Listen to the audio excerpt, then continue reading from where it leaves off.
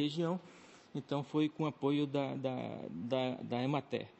E, naturalmente, que esse tipo de cultivo, tinha um pacote preconizado para cada tipo de cultivo, então não se podia associar o cacau com a seringueira, mas os agricultores japoneses insistiram em associar o cacau com a seringueira. Então, um dos principais, um dos mais antigos, a gente pode considerar que o cacau com seringueira foi um dos sistemas que foi utilizado bastante já lá em Tomiaçu. Bom, nesse processo ainda de diversificação, a questão do açaí, né? Agora mais recente, devido ao aumento da questão do mercado, devido ao potencial como alimento funcional, né? Então, o reconhecimento do açaí a nível internacional, então o mercado cresceu muito e é uma demanda muito grande pelo uso do açaí. Então, o açaí é um outro componente que está sendo muito utilizado nos sistemas agroflorestais agora de Tomiaçu. A acerola, né, que também chegou lá em Tomiaçu, mas geralmente a acerola ele é cultivado em monocultivo, né, pouco entra nos sistemas agroflorestais, mas é cultivado a acerola na região. Mas ele tem diminuído muito o interesse por causa muito mais assim de questões trabalhistas, né? Porque a colheita é toda manual, né? Então ela demanda muita mão de obra e há um problema administrativo de legislação por questão do Ministério do Trabalho, que demanda muita mão de obra, então isso não tem tornado muito atrativo. Bom, isso sem considerar a questão do mamão que passou por Tomiaçu, mamão Havaí, o melão também foi bastante cultivado na região de Tomiaçu, foi um dos primeiros e um significativo produção naquela região. Mas hoje praticamente é muito pouco que é cultivado. Um outro produto é o maracujá, né, que também já foi muito cultivado naquela região. Infelizmente agora a gente está com um problema que é de virose, né, que está na região também, e infelizmente está sendo uma cultura de muito alto risco por causa da ocorrência dessa virose. Essa doença inicialmente ocorreu na Bahia e ela chegou agora lá no Pará, né, e realmente tornou um cultivo de alto risco, mas o pessoal, muita gente ainda insiste em trabalhar um pouco ainda com maracujá, porque é um cultivo realmente que dá rápido, né? Então se faz um caixa, vamos dizer assim, mais rápido e você tem um dinheiro que entra quase que semanalmente depois que o cultivo do maracujá entra em produção. Eu não sei. Bom, o cultivo da pimenta do reino já se investiu bastante, inclusive a JAICA investiu bastante na questão para resolver o problema da fusariose. Da virose se controlou através da erradicação todo, mas o problema da fusariose continua, né? Mas naturalmente que se aprendeu a conviver com o cultivo. Então a pimenta do reino ele tinha uma vida útil, vamos dizer assim, de 12 a 15 anos de idade. E com a ocorrência da fusariose, esse ciclo produtivo, ela é reduzido aí para 8 anos, 7 anos, e em algumas regiões mais contaminadas, muitas vezes chega a 5, 6 anos de idade. Mas eu costumo dizer assim que a pimenta do reino com relação ao japonês, né? Normalmente o japonês que é plantador de pimenta, ele jamais deixa o cultivo da pimenta do reino, mesmo numa crise de preço baixo da pimenta. Então convive plenamente com o problema da doença e também com a questão do preço da pimenta do reino por causa desse processo de diversificação do cultivo. Então normalmente a pimenta do reino e o maracujá é o que inicia a diversificação do processo da implantação dos sistemas agroflorestais.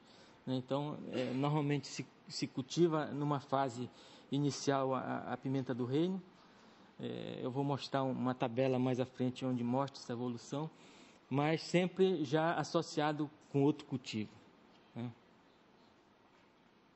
Então, iniciado, como eu falei, no maracujá ou na pimenta do reino, é introduzido os outros cultivos e, no final, a pimenta do reino vai morrer com 5, 6 anos, 7 anos, no máximo 8 anos, e aí dá lugar a outros cultivos de início de produção mais prolongado, vamos dizer assim, que demora mais a iniciar a produção. Então, esse sistema fica nessa base, né, nesse formato aí, vamos dizer assim, com essa mistura, né, de culturas na mesma área, né? Então, isso que eu estava comentando com vocês, de como ocorreu, né, essa evolução da questão da implantação dos sistemas agroflorestais. Então, aqui o PI no caso da pimenta do reino, né, como eu coloquei para vocês, que geralmente, né, a pimenta do reino é o que inicia o sistema, ou o maracujá, e naturalmente que naquela época, quando ainda não existia o problema da doença, os cultivos aqui, no caso aqui é cacau, né, depois a seringueira, né, como eu comentei para vocês.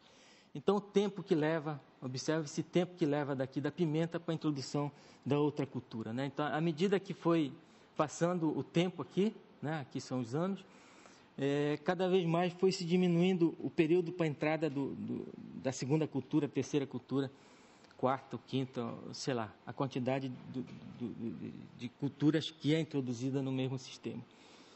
Então, você vê aqui já praticamente em 93, né, como é que é feito, né?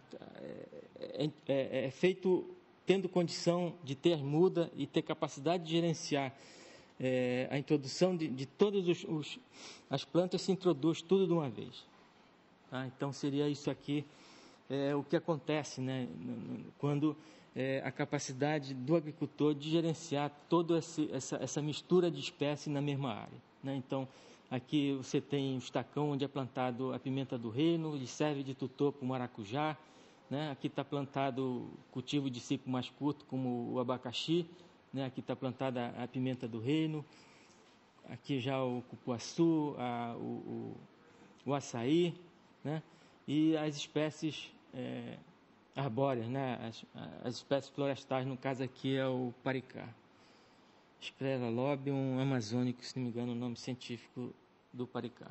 Então, quando se tem condição, normalmente se coloca tudo de uma vez, quando tem as mudas e tem condição de se fazer esse tipo de... Opa. Bom, aqui vou mostrar agora uma série de fotografias, né, da evolução dos sistemas. Então, como eu comentei para vocês, aqui é a propriedade do senhor C&A, né, que seria um início de sistema, aqui não muito diversificado nessa fase inicial, mas esse agricultor ele já praticamente faz uma salada de espécies, né, uma mistura de várias espécies de uma vez. Aqui no caso é pimenta do reino, iniciado com pimenta do reino, né, e já a castanha aqui, olha, crescendo, a castanha do Brasil. Aqui na área do seu Takamatsu, né, onde ele utiliza aqui mogno, teca, o açaí, né, açaí aqui, ó, teca. Aqui foi a base, foi iniciado com o maracujá, né, mogno.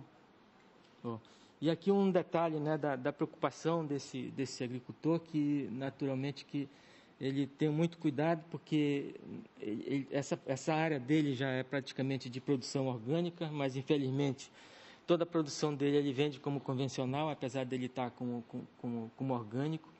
Então ele tem todo aquele cuidado de manter cobertura do solo, né? Se vocês observarem aqui, utilizando leguminosas, ou mesmo manejando aquelas plantas espontâneas que surgem nas áreas. Aqui na área do seu Takamatsu, né? Aquela área que eu mostrei para vocês no início, que foi plantada tudo de uma vez, é essa área aqui, numa fase mais adiantada, né? Então, aqui também a área do seu Takamatsu, né?